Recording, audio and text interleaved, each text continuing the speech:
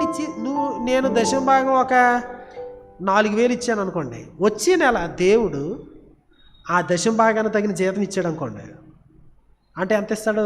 40,000. నేను ఒకవేళ 1,000 రూపాయలు ఇచ్చాను అనుకోండి, 10,000. అలాగ కనుక దేవుడు చేస్తే కనుక జీతాన్ని, అప్పుడు దశమ భాగాలు బలి ఇచ్చేస్తారు అందరూ అండి. జీతం దశమ భాగాలు ఇచ్చేస్తా ఎందుకు? దేవుడు శోధించమన్నది ఏంటంటే మలాకీ గ్రంథంలో మీరు ముందు ఇవ్వండి, అప్పుడు శోధించండి.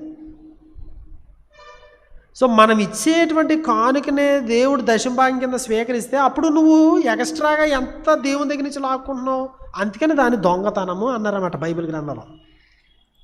సో కాబట్టి దేవునికి అర్పించుటలో మనం అర్పిస్తూ ఉన్నాము, కానీ ఏ పాయింట్ దగ్గర మనకి పెయిన్ అనిపిస్తూ ఉంది, ఎక్కడ మనలో ఏంటి? దావీదు అన్నాడు, నేను వెల చెల్లించని దానిని దేవునికి అర్పించలేను. అది ఆయనకి పెయిన్ కావాలి. సో ఎక్కడ మన పెయిన్ స్టార్ట్ అవుతుంది? సో దశమ భాగం అనేది మినిమం అనేటువంటి విషయాన్ని మనము గమనించవలసిన వారమై ఉన్నాం. మనకి అది పెయిన్గా ఉంటుంది కనుక చాలామంది ఏం చేస్తామంటే దాన్ని ముక్కలు చేస్తాం. పాస్టర్ గారికి ఎంత, ఇంటికి వచ్చి పాస్టర్ గారికి ఎంత, పలానా పేదోళ్ళకి ఎంత, పలానా మినిస్ట్రీకి ఎంత, ఇంకో మినిస్ట్రీకి ఎంత, చర్చికి ఎంత, దగ్గరలో ఉన్న చర్చికి ఎంత, 10వ భాగాన్ని 10 ముక్కలు చేస్తాం అండి. సో ఏ వాక్యం బేసిస్ మీద నువ్వు ముక్కలు చేస్తున్నావు?